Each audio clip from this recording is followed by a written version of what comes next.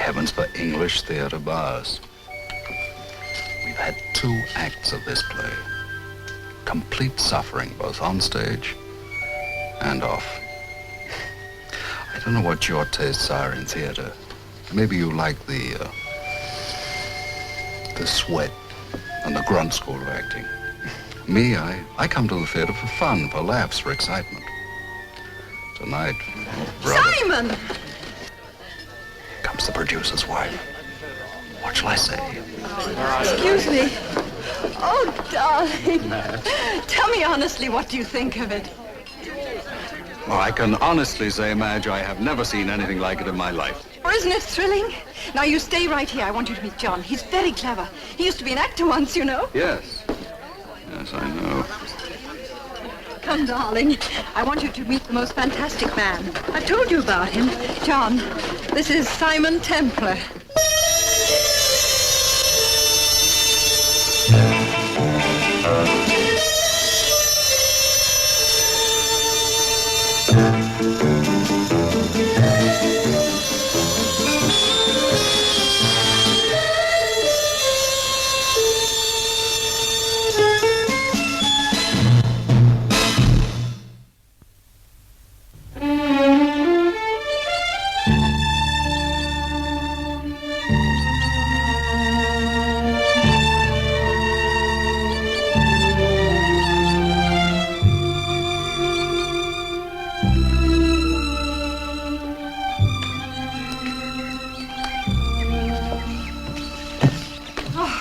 Isn't it heavenly?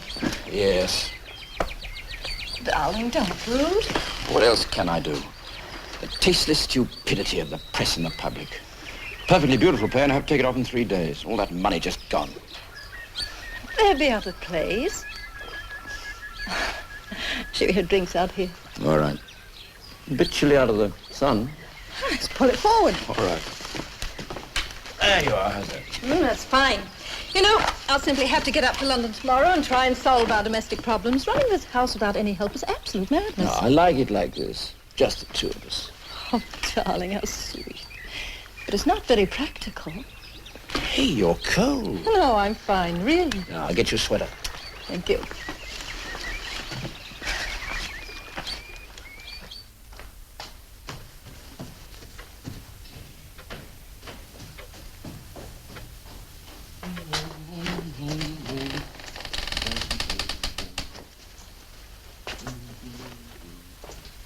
Madge, catch!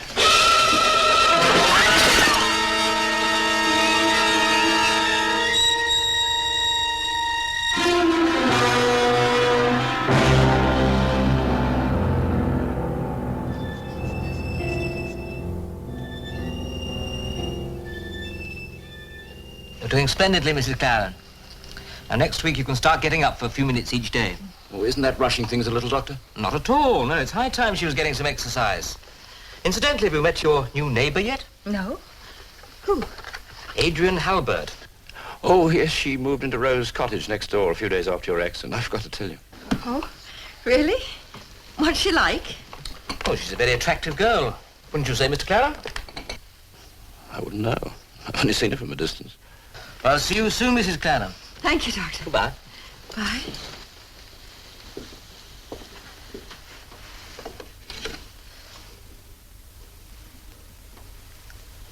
By the way, Mr. Claren, that nurse I spoke to you about, she's free now. Shall I have her phone you? Well, thank you all the same. I've got a housekeeper arriving tomorrow. Well, I hope she works out for you. You could do with some help. You look exhausted. Exhausted, Doctor? Or guilty? Now, look here. You mustn't blame yourself for this. Then who do I blame? It was my fault. Madge might have been killed. But she wasn't killed. In a few weeks, she'll be fine. Let's have some visitors. You know, ask a few friends over. It'll do you both good. Anyway, I'll pop in again tomorrow morning. Dr. Sprague, if you call too often, she'll think she's much sicker than she really is. Couldn't we leave it that, if she needs you, I'll phone? Well, if you'd prefer it that way. Well, you said yourself she's going along splendidly. Yes, so she is. Well, but if on the other- least thing goes wrong, I'll call you immediately. And thank you very much for what you've done already. We both appreciate it. Oh, not at all. But you will call me if I can be of help. Of course, Doctor. Goodbye. Goodbye.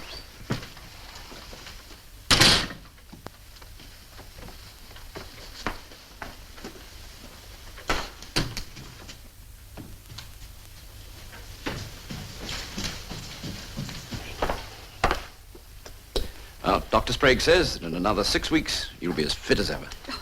It's the best day yet. No pain at all. I feel so terribly responsible. Oh, it was an accident. You know it and I know it. Sorry. I shouldn't have brought it up. I've got an idea. Couldn't we have Margaret and Frank in for drinks? Darling, I won't let you rush things. Dr. Sprague said no visitors for another 2 weeks. Oh, I suppose you're right. But I can have a telephone here, can't I? I phoned the post office again yesterday. And? Yes, sir. We have your order in hand, sir. We will install an upstairs extension as soon as possible, sir. They said that 2 weeks ago. There's bureaucracy for you. Anyway, maybe they'll come tomorrow. Is there anything particular you'd like for lunch? Oh, that's easiest. Now, how about some fish? A nice salad. It's 11:30. There'll be new bread at the bakery. Poor darling. All this cooking and shopping and looking after me. Surely there's someone we can find to help. I phoned every agency in London. Domestic help is simply non-existent. Anyway, I enjoy looking after you.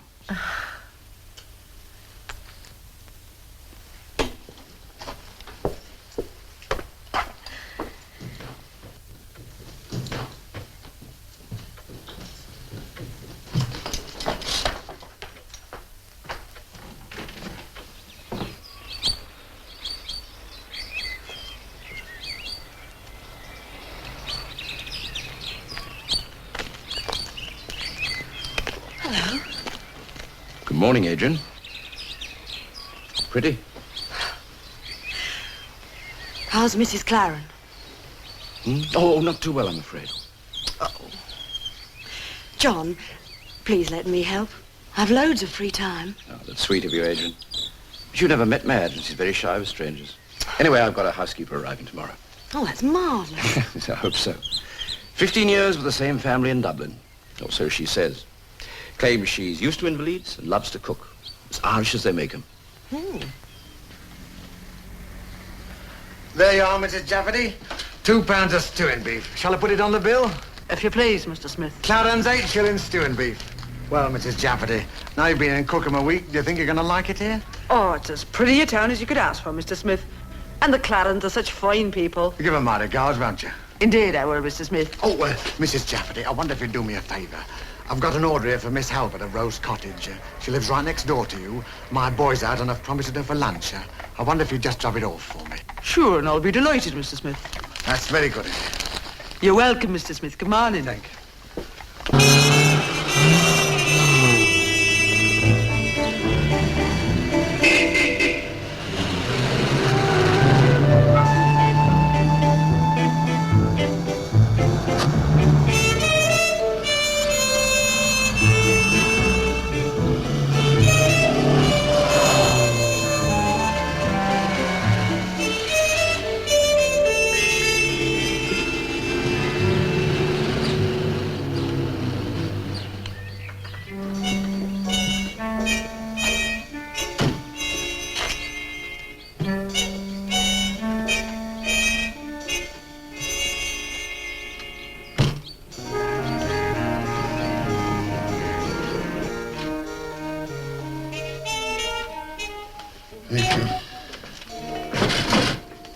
Simon Kemper!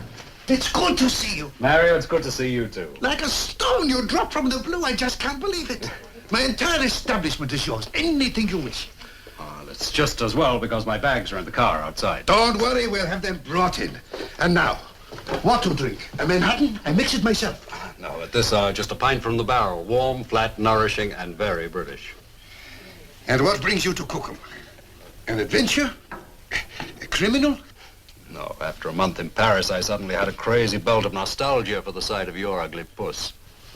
Simon, this is me, Mario, remember? You can be honest with me, no? Why not? Can you keep a secret? It is like telling a dead man. I'm looking for a woman. Uh-huh. 38, 24, 36. Bellissima.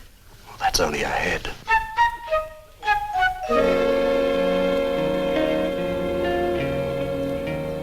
Ah, here we are. No, it's my stewing beef. Ah, here it is at last. Thanks so much, Mrs. Jafferty. I hope it wasn't a bother. No trouble at all. A few yards out of my way on a fine day like this. Mind the eggs. Oh, yes. How's Mrs. Claren? Well as could be expected under the circumstances. I'd love to come over and see her. Oh, no, not allowed, miss. Doctor was very hard and fast about it. No visitors. Oh, well, please tell her I was asking about her, will you? Indeed I will, miss. And good day to you. Thanks again, Mrs. Jafferty. Oh, you're welcome, miss.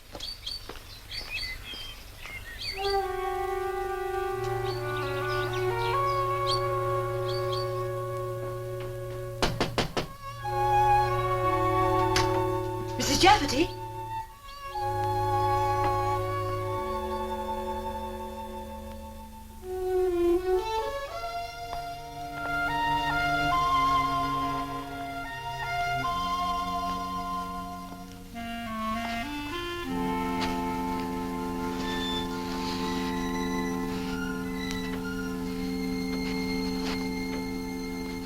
Mrs. Jafferty?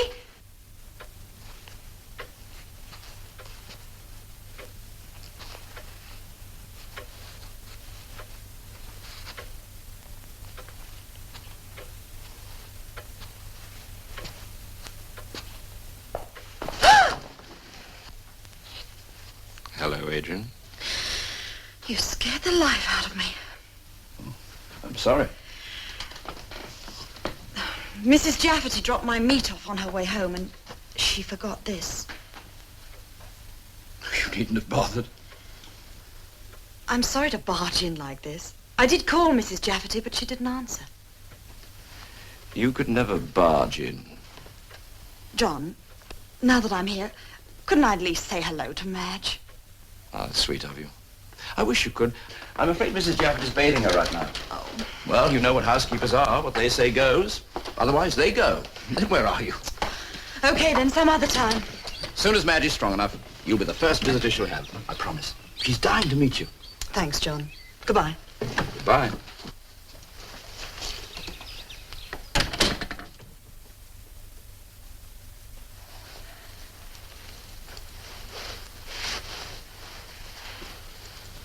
Who's that? Oh, just some deliveries. I ordered some champagne for you. Oh, thank you, darling. Oh, incidentally, Madge, I have a few bills to pay. I'll give you a check. Thanks. How much do you want? Oh, well, Taylor's bill this month, they'll make it 300. Isn't that rather... What? Well, go ahead. Go ahead, Madge, say it. You think it's too much, don't you?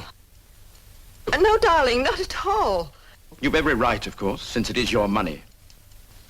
Oh, John, that's cruel. Oh, the truth has a way of being cruel, hasn't it? And the truth is that you pay for everything in this house. The food, the drink, the car, even my clothes. Well, it gets a little wearing after a time. A man doesn't particularly enjoy living off a woman. Is that how you classify me? I thought I was your wife. Madge, darling, I'm sorry. I didn't mean it. I think you did. No. It's just that sometimes I feel... I don't know. I've never bought you anything, really. Just a few flowers and chocolates. You buy your own furs, jewelry. You even paid for your own engagement ring. John, why does it have to matter so much to you? Why can't you just accept it? Why do you have to think of it as my money? It's our money. This isn't my house. It's our home. Yeah, of course it is. I'm sorry, darling. Let's forget it. All right. John, tell me something. What? Are you happy? With me, I mean. What sort of question is that? Are you? Of course. I love you. You don't say it very often. Well, Oh, does it embarrass you? a little perhaps. Darling, once in a while, tell me. I love you, Madge. very much.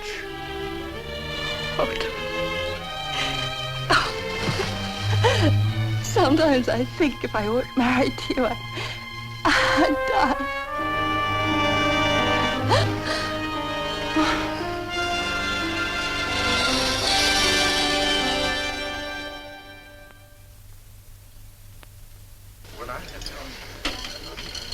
There it is, a custom-built Manhattan. Thank you, Mario. Simon, we are friends, no? We are friends, yes. Cheers. It's just that sometimes I do not feel I know you at all. Oh, I'm not very complicated, Mario.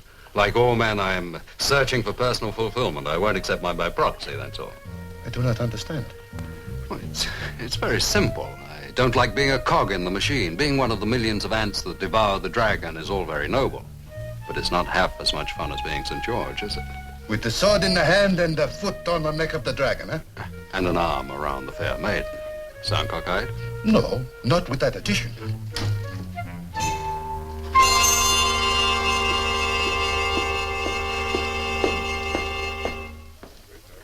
Apart from looking at the scenery, what are you doing in Cookham? And no jokes, please. What are you doing in Cookham? What do you know about a man named John Clarence? Quite recently, his wife had a serious accident. She nearly died. Well, his other wives had accidents, too. They did die. He has been married before. Twice. How about another custom built? Sure. This woman coming now is the housekeeper, Oh, what's her name? Mrs. Jafferty. Mrs. Jafferty? Yes? How is Mrs. Clarence? Oh, would you be knowing her? Why, yes, you might say I'm a sort of friend of the family. I even knew the former Mrs. Clarence. Oh, would that be the American lady? Yes, Grace Selden. I was once engaged to her sister. Well, you know, fancy that. You might tell them I was asking.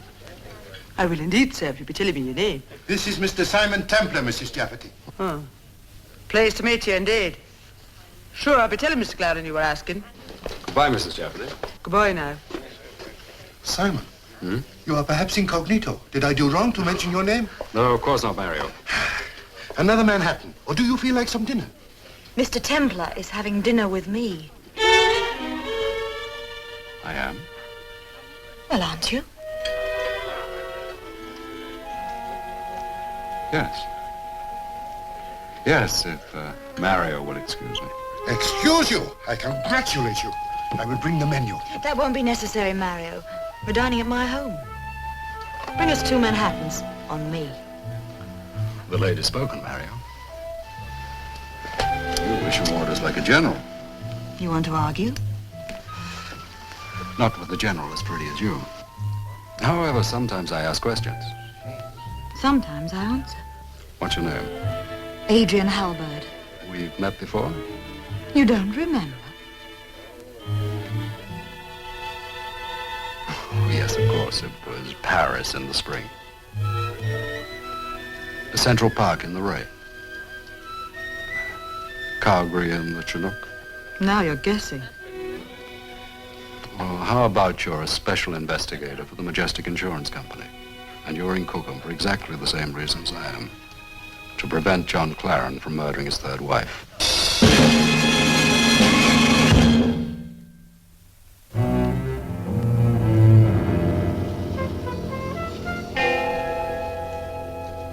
Adrian, that was a superb dinner, except for one thing. What? You. You shattered my faith. In what?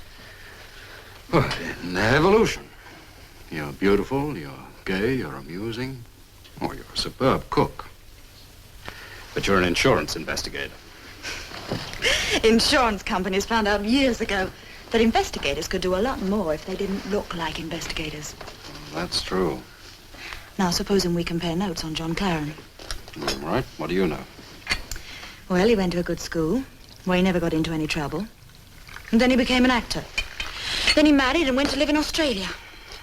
Well, the first Mrs. Clarence fell from the 10th floor of a Brisbane hotel. John collected £50,000 of insurance and then came back to England. Mm-hmm. And then he got mixed up in the theatre again. He produced a few plays in London. All of them flopped. He was virtually bankrupt when he married American heiress Grace Selden. Yes, I knew her. What was she like?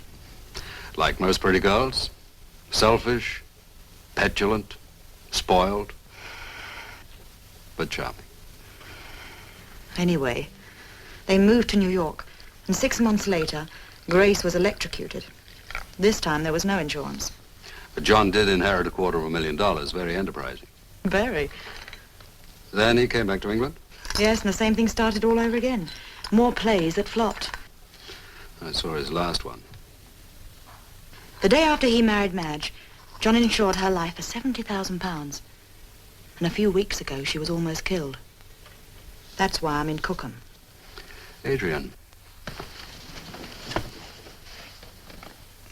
You know, there's just one thing wrong with this. I thought you would have spotted it. What? Well, up to now, Claren has always worked alone. Don't you think it's pretty stupid of him to clutter up this operation with Mrs. Jafferty? Aren't you going to bed? No, not yet. No, I've got some work to do on the new play. Gilbert has great talent. He's written a very bad third act. You'll fix it, darling. I hope so. It'll be a tremendous success. And you'll be the most famous producer in London. Yes, we said that about the last one. Oh, this one's different. You think so? I know it. Anything else you want? No, thanks. Good night, sweet.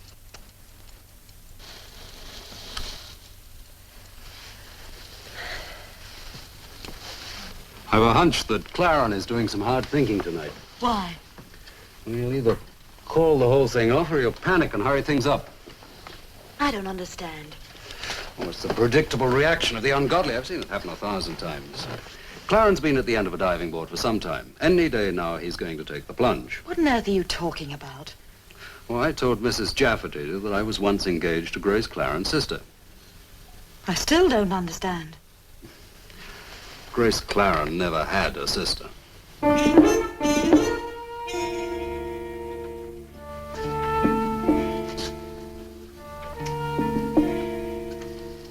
Leave Cookham. 10:30. Arrive Maidenhead. 10:43.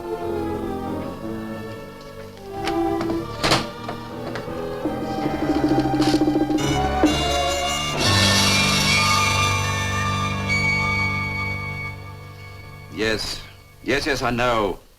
But look, Gilbert, dear boy, yours is not a play of action. It's a detailed study of an environment. Yes. Anyway, I think I've licked our problem in the third act, and I'd like to talk to you. Okay, can you have dinner tonight at my club?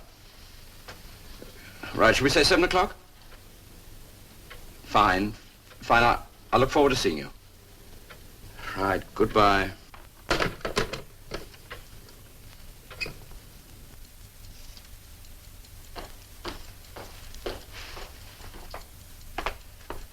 I just phoned Gilbert. I'm going to meet him. He'll see things my way now. I'm sure he will. What train are you catching? 3 o'clock, if that's all right with you. Of course. I'm meeting Gilbert at the club at 7, so I'll catch the 8:55 back. I'll leave your supper all ready for you before I go. What would you like? Oh, whatever's easiest. Well, how about a nice lamb stew? You won't have time to cook it. Of course I will. It's only 10 o'clock. I'll go down to the village and get the meat right away. Oh, John, don't take so much trouble. It's no trouble.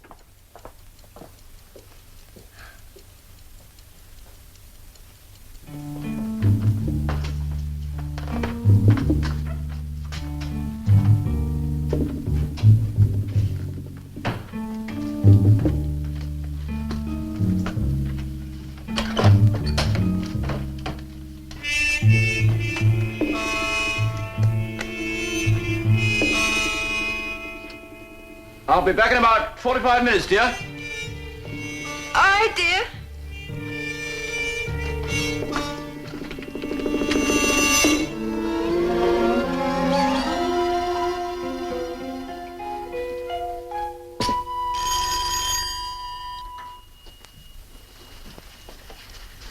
You were quick.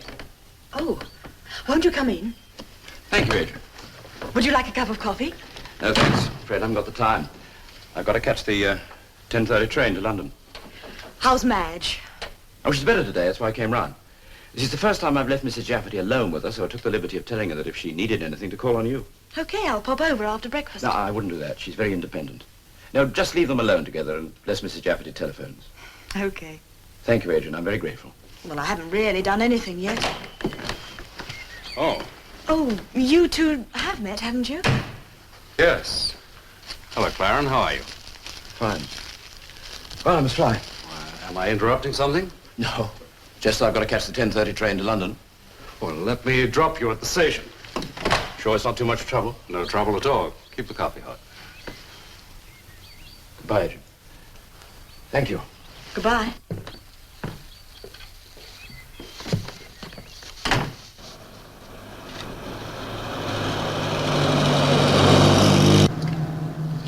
How's Madge? As well as can be expected.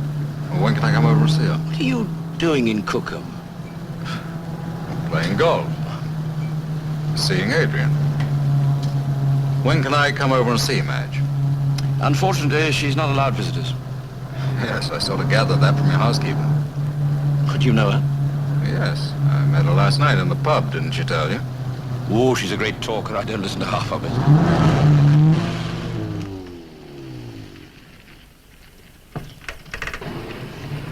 Well, thank you for the lift, Mr. Templar. You're welcome. Going to stay in town all day? No, I'm catching the 8:55 back. Have fun. Thank you. Good morning. Good morning, sir. Thank you. Oh, by the way, I suppose you wouldn't know what platform at Paddington the 8:55 leaves from this evening? Blimey, sir, I wouldn't have the foggiest idea. No, I suppose not. Afraid it was rather a silly question. That's all right, sir. We all ask him from time to time.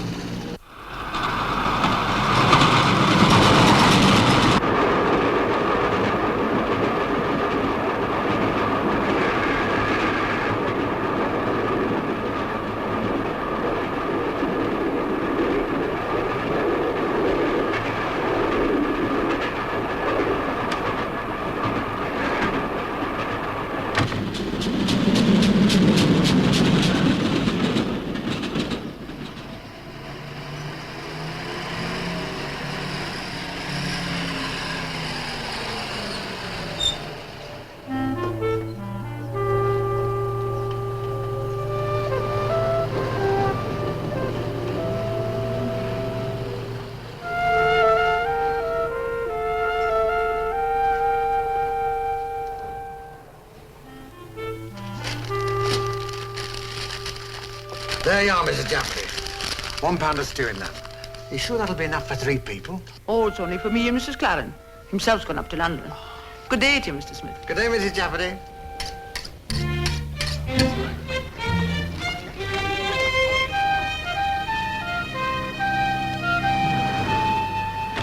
Good morning, miss. Good morning. Would you be having a tin of that poison they use for rats? The brown stuff that looks like shoe polish. Do you know what I mean? Yes, we have some of it. Would you like a 4-ounce or a 10-ounce tin? 4 ounces will be doing me nicely. How much is it? 3 and 6pence. I'll get you to sign the poison book.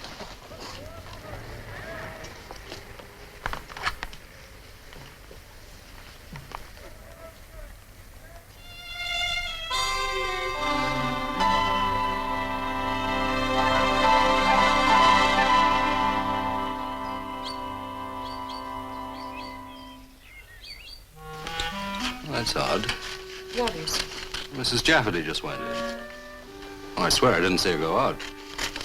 She probably went out when you were driving John to the station. Probably. You know what's even more peculiar? What? Well, knowing Mrs. Jafferty, I just can't believe she didn't tell John what I said about being engaged to Grace's sister. The Irish are so unpredictable. but women aren't.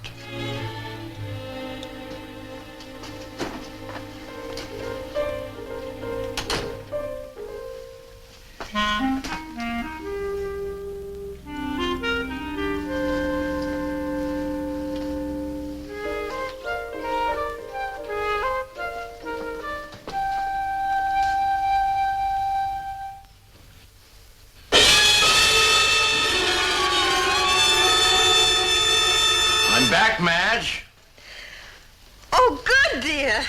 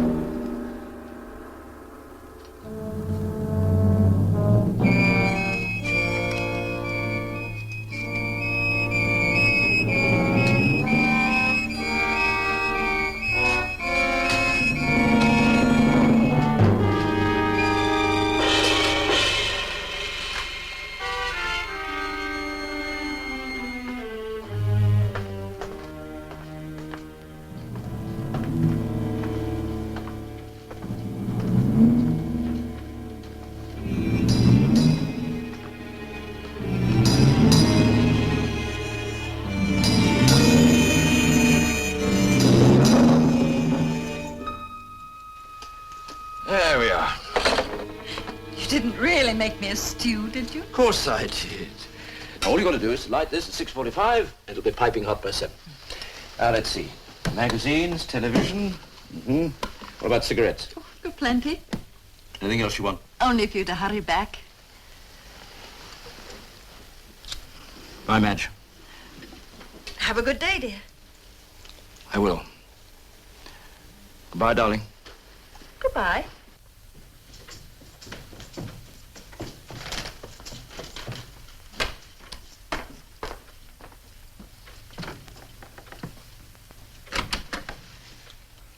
I'll be back by 10, dear. All right, darling. Bye. Bye, darling.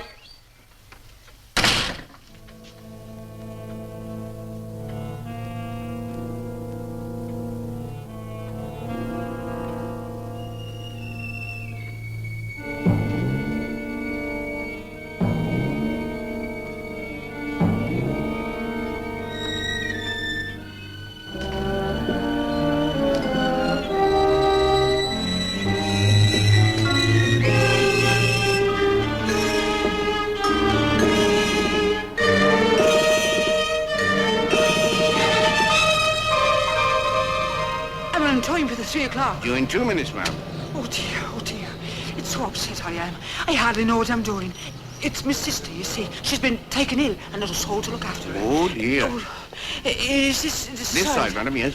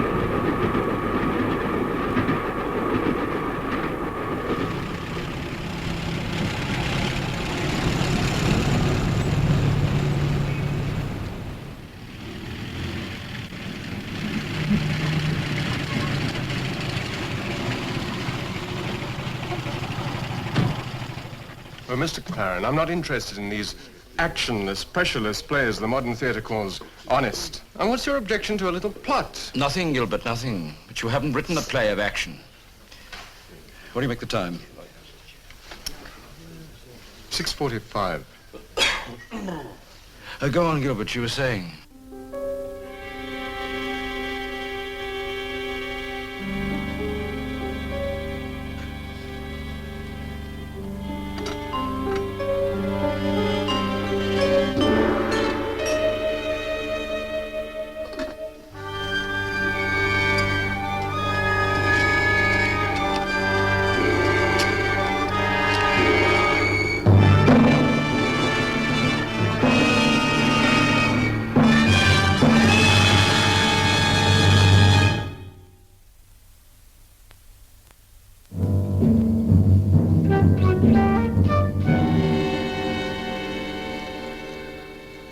Adrian, what time do you make it? 10 to 7. There's something wrong. Something very wrong. Nothing possibly can happen to Madge with John in London. No, the fact remains that Mrs. Jafferty went out at 2:30 and still isn't back. Madge has been alone in that house for 4 hours. What do you think we ought to do? I think I'll pay the Claren Maynard a little visit. Shall I come with you? No, I'll be back in 10 minutes. Don't worry.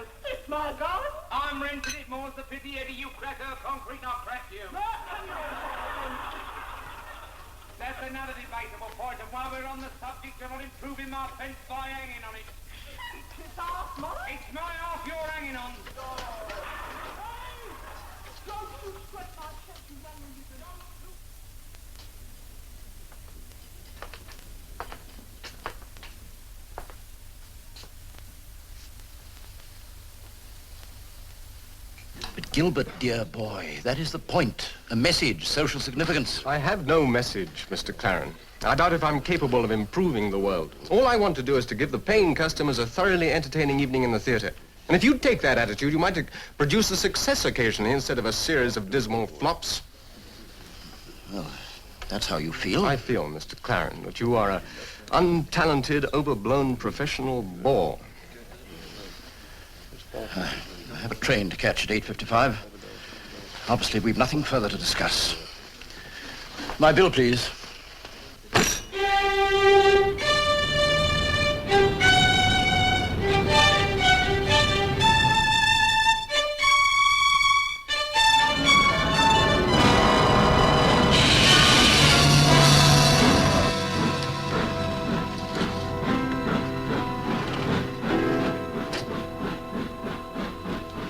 Why, Dr. Sprague, what a pleasant surprise.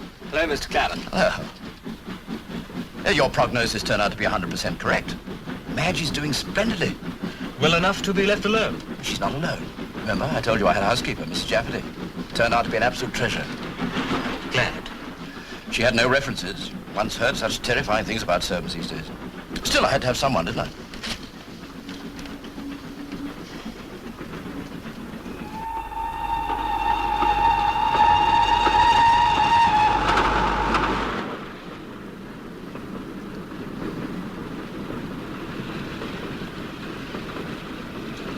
Dr. Sprague, could I ask you a favor? I'm sure you could, Mr. Claren. See, a friend drove me to the station this morning, so I don't have my car with me. I wonder if you could give me a lift home. Well, it's a little out of my way. Oh, only quarter of a mile. I'd appreciate it so much. All right.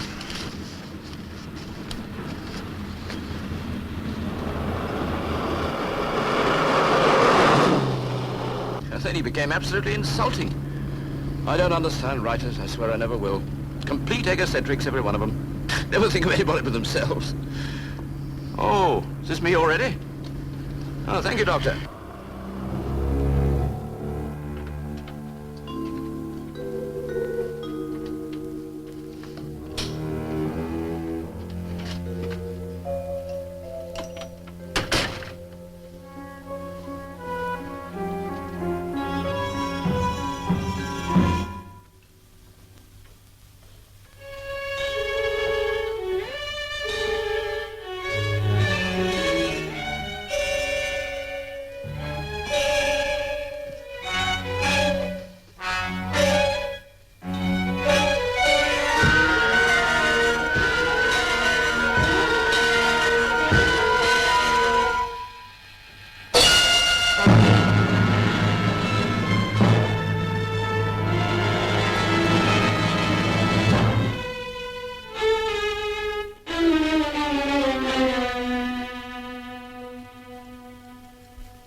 Darling?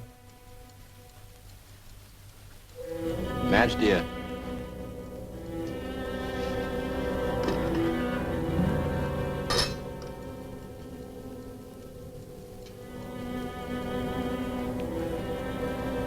Madge?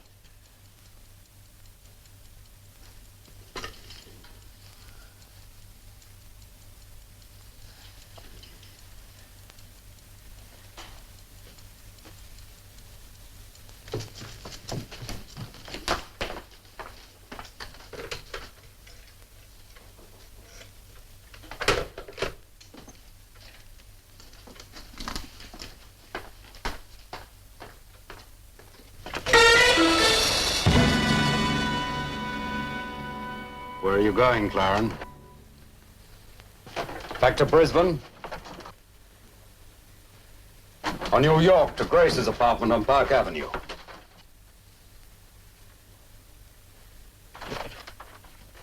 It's my wife. She's dead. Your wives have a habit of dying. What are you talking about? This. You poisoned your wife. Poisoned her? You're out of your mind. Am I? I was in London all day. Were you? You know I was. You drove me to catch the 10:30 train this morning. You saw me get on it. Yes, but you got off it again, didn't you, Claren, at the next station up the line? I did no such thing. I had dinner with a writer. He'll vouch for it. Will he? So will the waiters. And on the train coming home, I met Dr. Sprague. He drove me straight to the door. Then who did poison your wife? It was Mrs. Jafferty.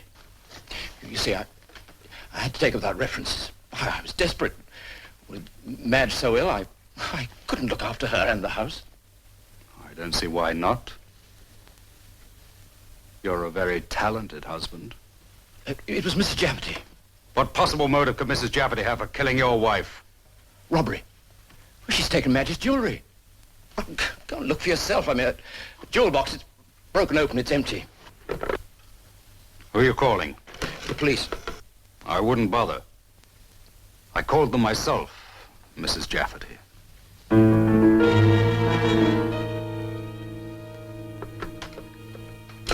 What did you call me? Mrs. Jafferty. You know, I have to hand it to you, Claren. It was a beautiful performance. You created an identity that all the tradesmen in the village believed. Then to avoid visitors, you told them Dr. Sprague wouldn't allow it. That way, no one could ask questions about the mythical Mrs. Jafferty.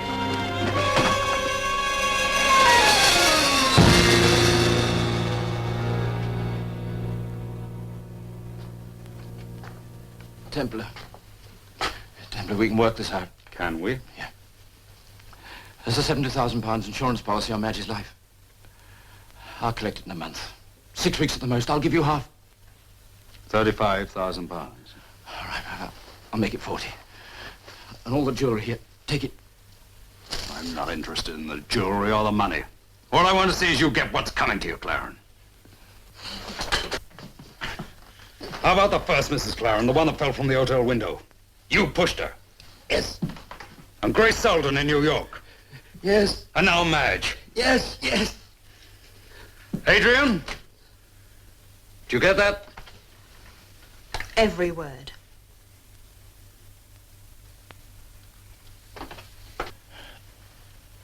It was different with Madge. How?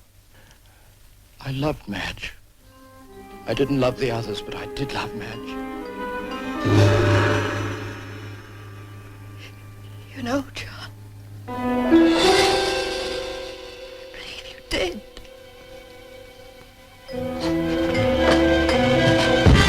Just a minute, sir. Thank you for getting here so quickly, Inspector. You probably didn't hear too much of that, but Miss Halbert has a verbatim transcript.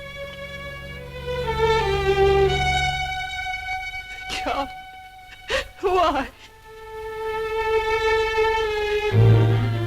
What did I do wrong?